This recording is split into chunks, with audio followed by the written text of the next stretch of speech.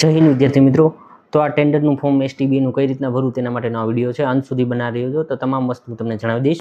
તો ભાવનગર ડિવિઝનનું ફોર્મ કેવી રીતના ભરવાનું છે, તો અલગ અલગ કેટેગરી NSG 4, 5 ને 6 એ પ્રમાણે તમે ટેન્ડર ફી એટલે કે ડિમાન્ડ ડ્રાફ્ટ કાઢવાનો છે. NSG 4 હોય તો 10,000, NSG 5 હોય તો 5,000, NSG 6 હોય તો 2,000. પોરબંદરમાં 10,000 તમારે કઢાવવાના છે, 10,000નો DD અને 5માં 5,000નો DD. એમાં આ સ્ટેશન છે ભાવનગર પર, આ ધંધુકા, ઠસા જંકશન, ગાંધીગ્રામ, જેતલસર, કેશોદ, લીંબડી, મહુવા અને સાવરકુંડલા. જ્યારે NSG 6માં તાલાલા અને વઢવાણ સિટી એટલે કે NSG 6માં તમારે 2,000નો DD કઢાવવાનો છે. છેલ્લી તારીખ 19/8/2026.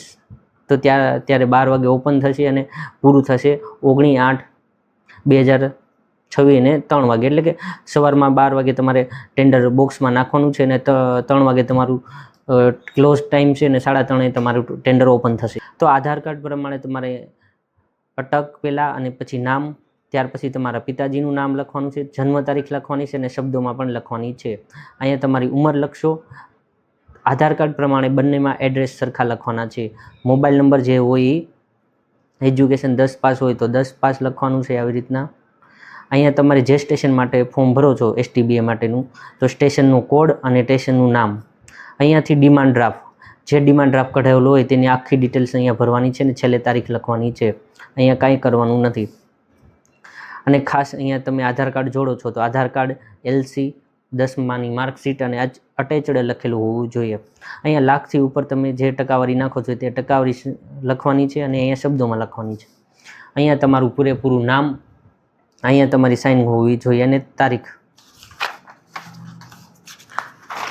તો અહીંયા પણ સેમ પ્રોસેસ. અહીંયા તમારે શબ્દોમાં ટૂંકમાં ટકાવારી લખવાની અને શબ્દોમાં ટકાવારી લખવાની છે.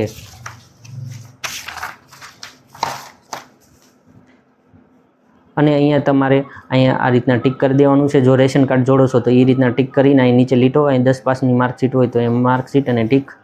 અહીં લિવિંગ સર્ટિફિકેટ કરીને આ રીતના ટિક કરી દેવાનું છે. બેંક પાસબુક અહીં ટિક કરવાનું છે અને અહીંયા પણ યસ કરી અને તમે પોલીસનો દાખલો કઢાય તો ટિક કરવાનું છે અને અહીંયા સાઇન કરવાની છે.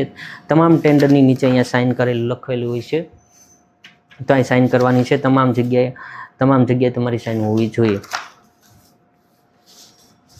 અને અહીંયા પણ એક આ ફોર્મ છે. અહીંયા ઠસા જંકશન, જે સ્ટેશનનું નામ લખો છો તે સ્ટેશન અને કેટેગરી પ્રમાણે લખવાનું છે. એક આ ફોર્મ છે. અહીંયા પણ એ રીતના તમારું પૂરેપૂરું નામ, અહીંયાથી તમે એને કેટેગરી પ્રમાણે જે ડિમાન્ડ ડ્રાફ્ટ DDમાં જે પૈસા ભરેલા હોય તે અહીંયા લખવાના છે. અહીંયા તમારું સ્ટેશન જે છે એ અહીંયા પણ ટકાવારી લખવાની અને આ શબ્દોમાં લખવાની છે. અહીંયા પણ તમારું પૂરેપૂરું નામ અને એડ્રેસ અને એ સાઇન કરવાની છે. તો આ તમામ વસ્તુ ધ્યાનથી એકવાર જોઈ લેજો. અને ખાસ કે આ એક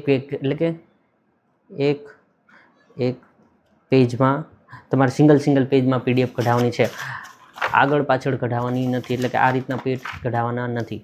ત્યાર પછી આ ટેન્ડર ભરાઈ જાય આ રીતના ફોર્મ, ત્યાર પછી આ રીતના તમારે એક એડ્રેસ લખવાનું છે. માનો કે મેં ઠસા જંકશન લખેલું છે તો આ ઠસા જંકશનનું ટેન્ડર છે એ લોકોને ખ્યાલ આવી જાય. ત્યાર પછી અહીંયાથી તમારું નામ, પૂરેપૂરું નામ, એડ્રેસ અને મોબાઈલ તાલુકો જે હોય ને મોબાઈલ નંબર લખી નાખજો. અહીંયા તમારા જે હોય નંબર, મોબાઈલ નંબર અને કોને મોકલવાનું છે તો કે તો divisional commercial manager, DRM office, Bhavnagar, Gadechi. એટલે આ રીતના નાખવાનું છે. તો આ ખાસ લખજો કયા સ્ટેશન માટે. તમે જો ગાંધીગ્રામ કરતા હોય તો ગાંધીગ્રામનું એ કોડ લખવાનું છે. અને આ રીતના પેક કરીને જ્યારે તમે ઓફિસે ભાવનગર જાઓ છો ત્યારે 12 વાગે તમારે આ રીતના નાખી દેવાનું, આ રીતના પેક કરી દેવાનું. તો આવી રીતના તમારે પેક કરી દેવાનું રહેશે અને તમારે ત્યાં બોક્સમાં આ રીતના ટેન્ડર નાખવાનું છે. હવે કાંઈ પણ ન સમજાણું તો કોમેન્ટ બોક્સમાં જણાવી શકો છો.